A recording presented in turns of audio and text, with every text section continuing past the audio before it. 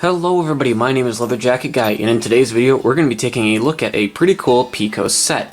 And this is actually kind of a first for me, as this is the first G-Scale I've ever bought brand new, and it's also my first Piko Locomotive and bits of rolling stock. So let's get the trains out of their shipping boxes.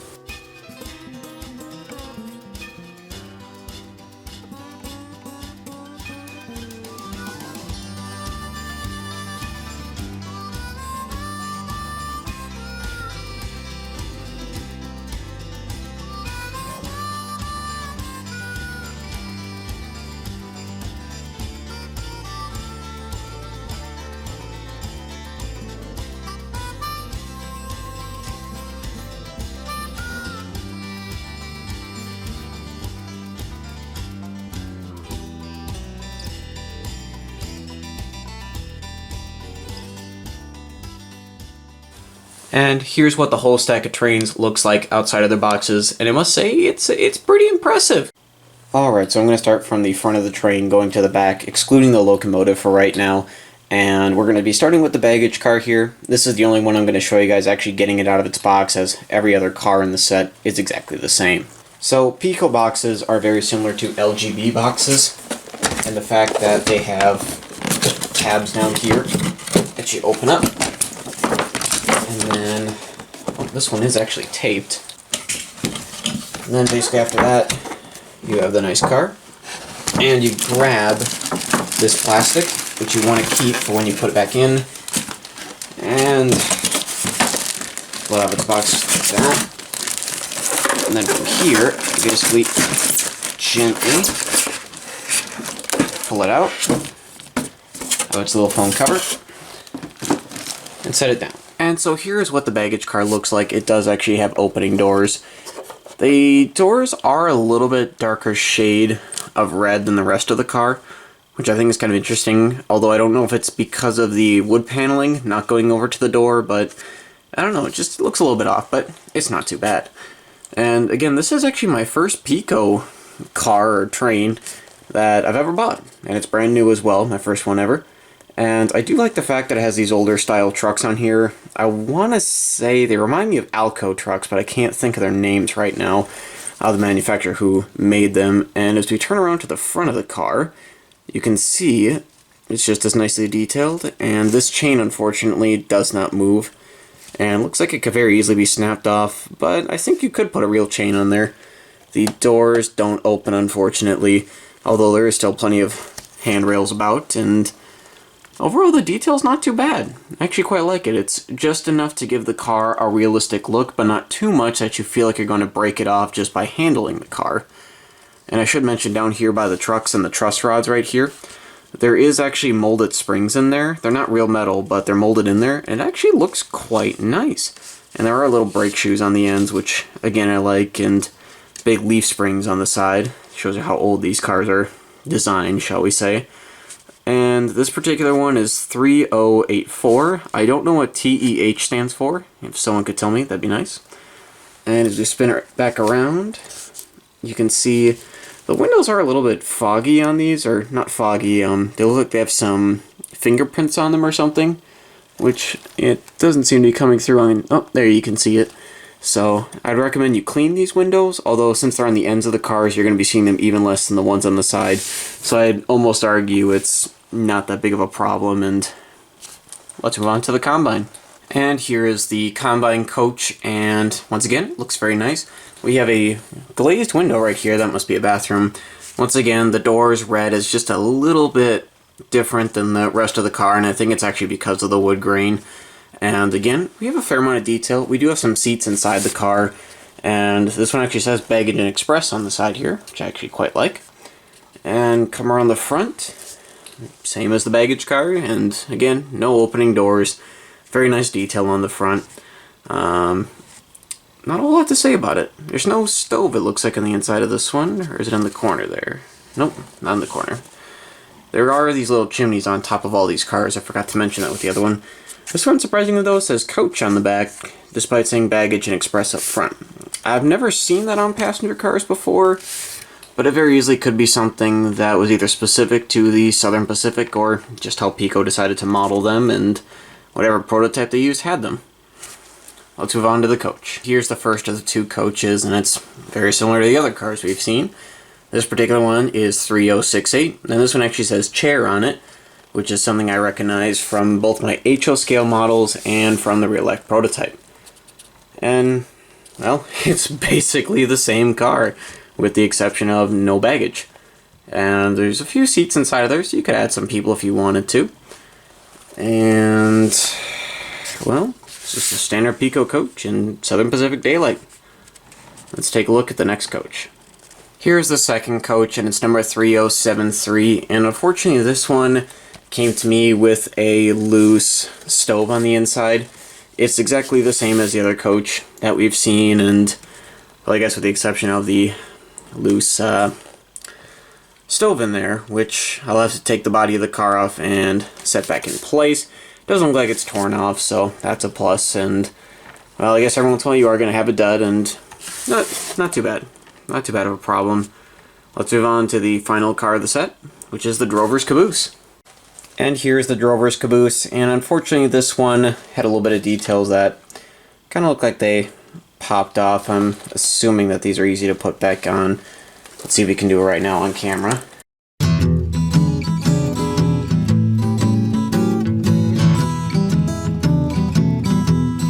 Alright, so as near as I can tell, this is how the handrail or the ladders are supposed to be. They're very flimsy and they're easily going to pop off, so gotta take some points off there. But otherwise, the rest of the model is actually quite nice. And for those of you who don't know what a Drovers Caboose is for, as I spin it for you, they were used by American railroads for cattlemen. And basically, when the cattle would go to market, you would have a caboose like this on the end of the train. And this one is much more of a Denver and Rio Grande style than the normal ones that were used by like the Union Pacific, Western Pacific, Southern Pacific, and all those. They didn't last in service too long, as pretty soon cattle started to be raised closer to where they were processed, and you just didn't need to have these anymore. So they are very much a invention and pretty much dying breed, so to speak, of the Wild West.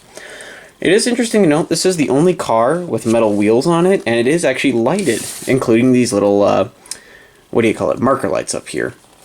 And this car is basically a baggage car, or not a baggage, a combine car with a hole cut in the top for a cupola, and they just stuck some additional handrails on top to make it more functional. And that being said, let's get to the locomotive. Alright, so since the whole box doesn't fit in the shot, I figured you guys want to see the most important part, the actual train coming out.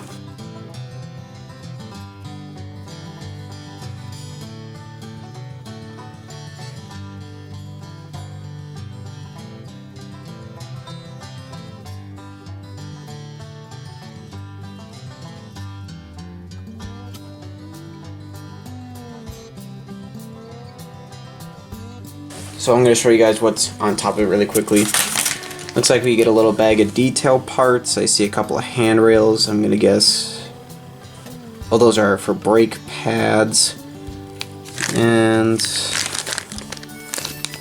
I don't know, I guess we'll have to see. I'm going to leave it up there for right now. There's also a... looks to be an instruction manual, I would guess. Have a look at that a little bit later.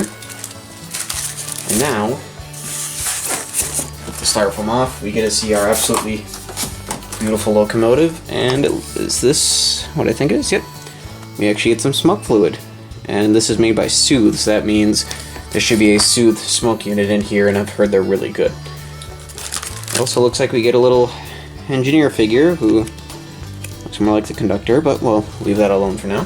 So the locomotive does normally have a little piece of what you call it here, styrofoam. Pull that out, freeze up the headlight and the bell and everything else, and I'm not quite sure how I'm supposed to grab it. Can I pull it out with the... I don't want to do that.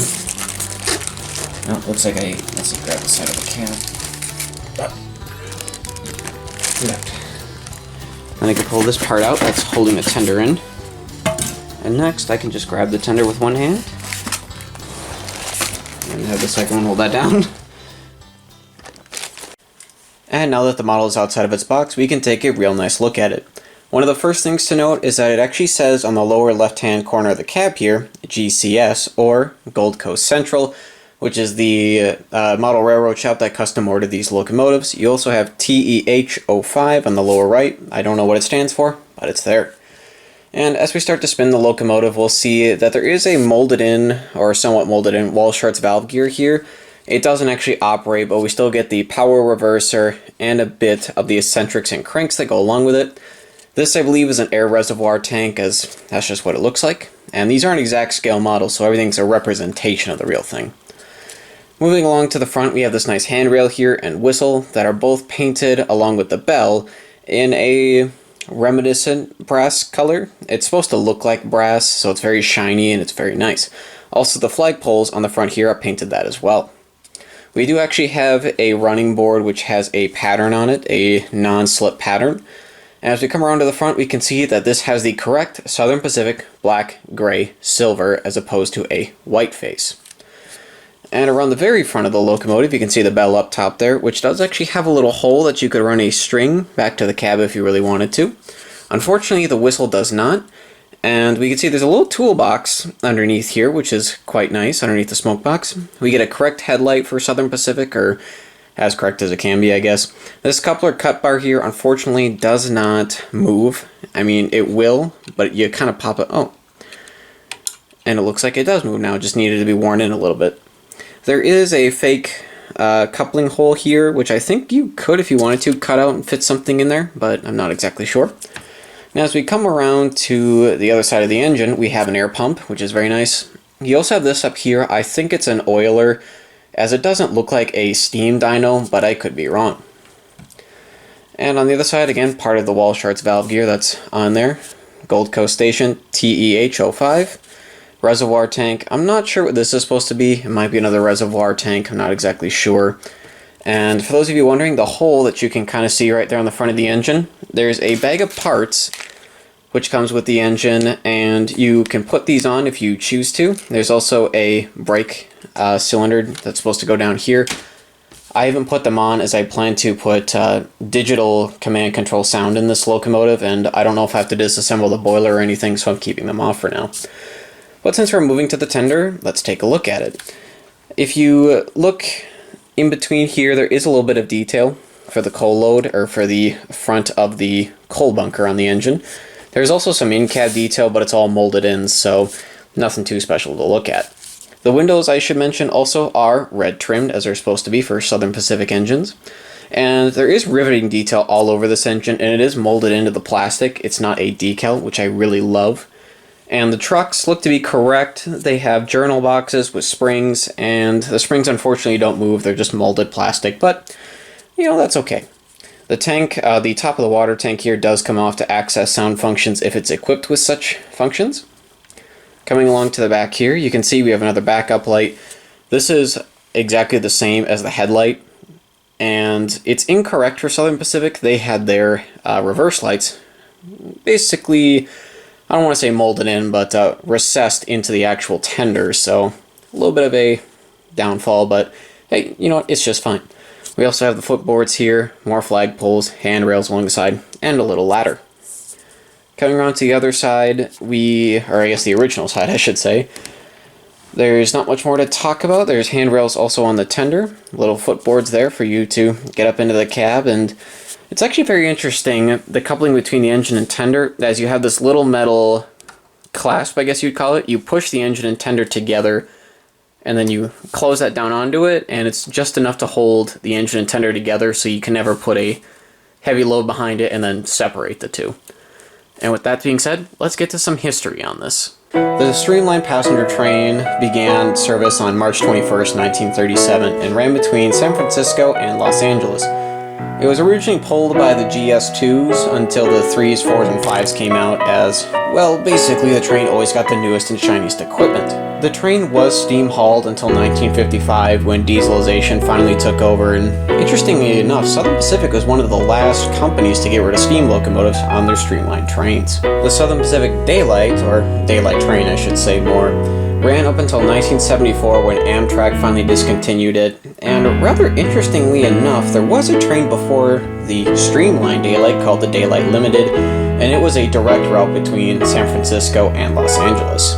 Also, of note, this engine, number 4451, should actually have a Mars light up top, as well as a headlight, as it was a GS4, and they got both of those types of lights. And now with the train on the track, I have a tape measure right next to it. The train is just under 9 feet long from the very front of the locomotive all the way to the end of the caboose. Granted, it is a bit on a curve, but I have actually measured it. It's just under 9 feet long.